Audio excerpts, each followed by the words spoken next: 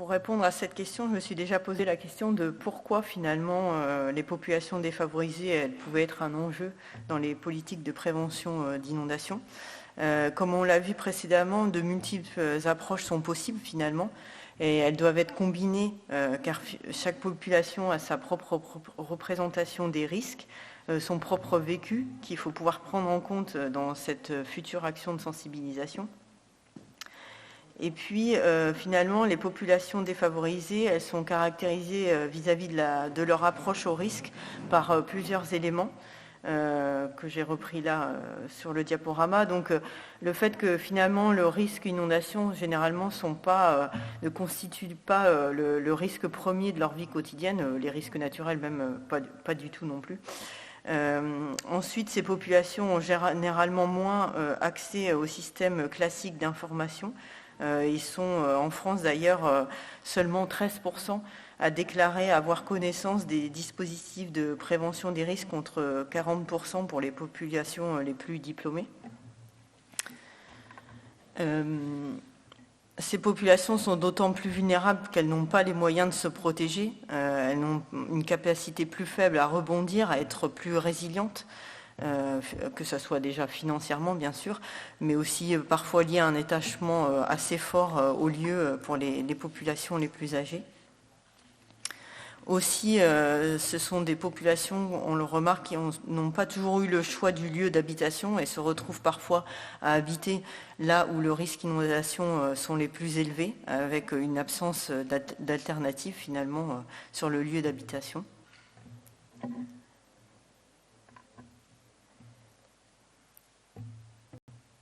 Si on revient maintenant à la prise en compte de ces populations défavorisées, en France, finalement, il existe peu de capitalisation, d'évaluation des actions qui sont parfois un peu isolées. C'est assez difficile de se rendre compte s'il y a eu des choses très particulières pour ce type de population, mais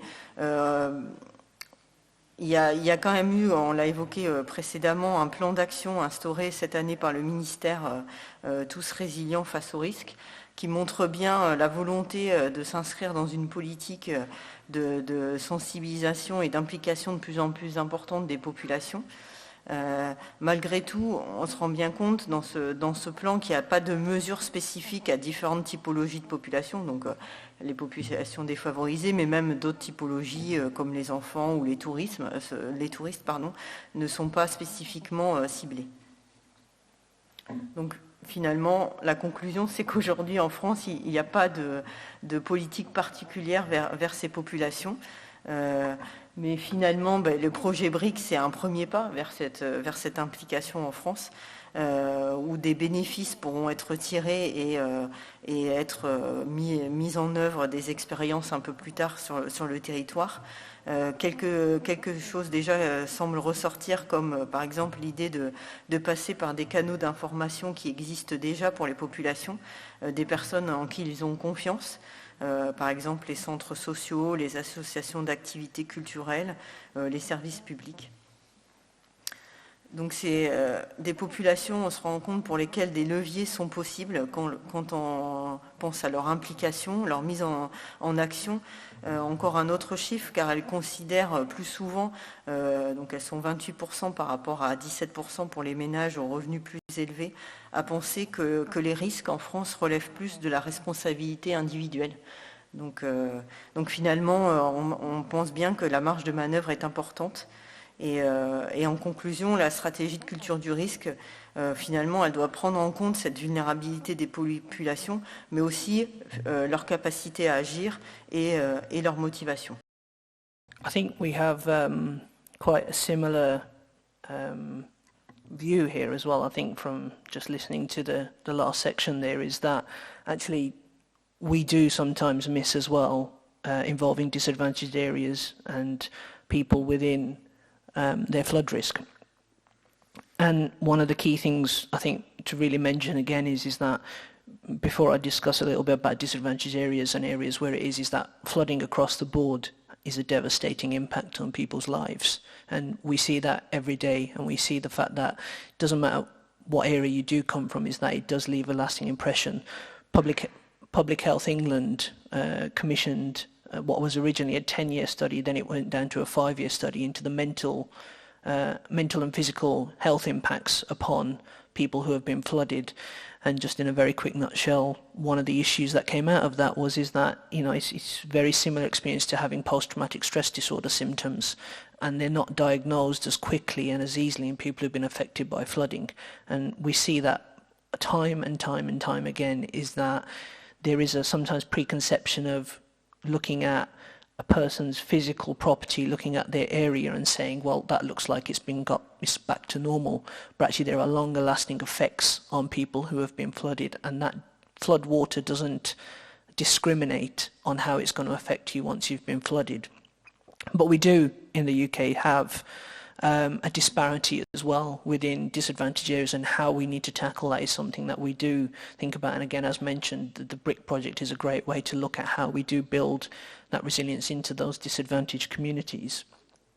And as an example here, we have an area in Rochdale in the north of England, which if you look at that map, it's just showing the flood risk and the extent of the flooding within that area. And again, looking at that map, you would not assume, or you would not be able to know, well, what is the makeup of the area, how will that flooding impact on that area.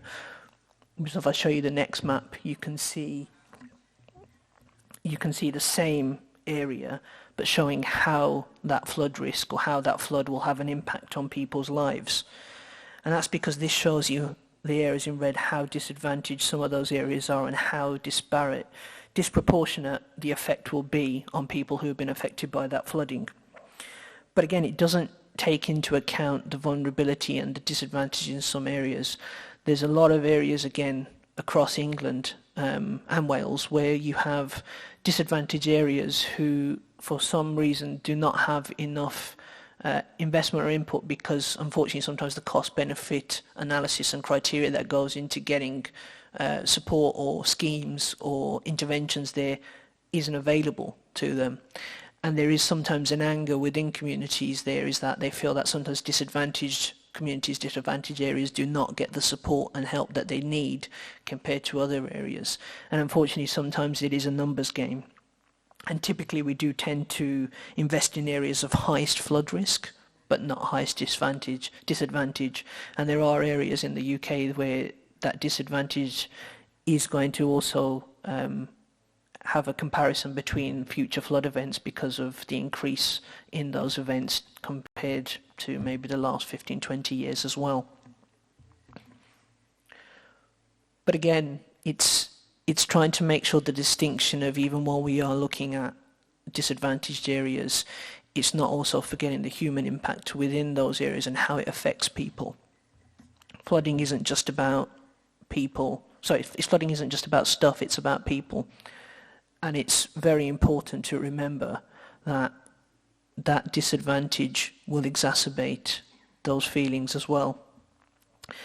But again, it's very hard to work that out. Who has time, who doesn't have time?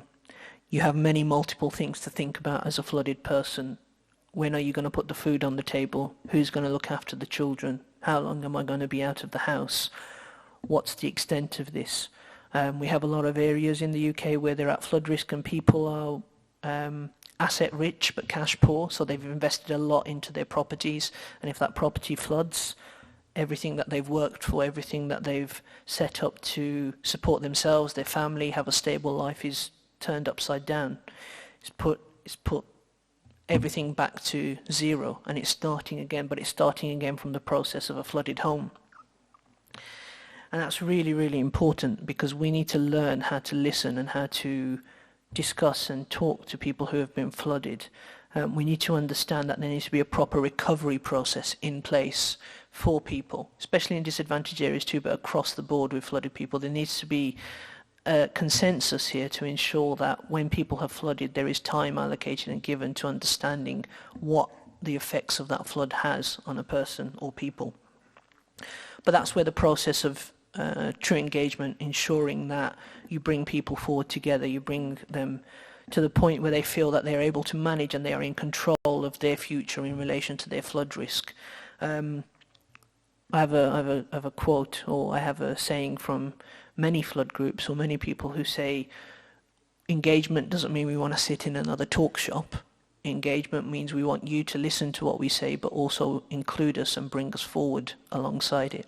And that's very, very important. And it's ensuring that those people aren't forgotten. We're not just thinking about their stuff, but we're thinking about them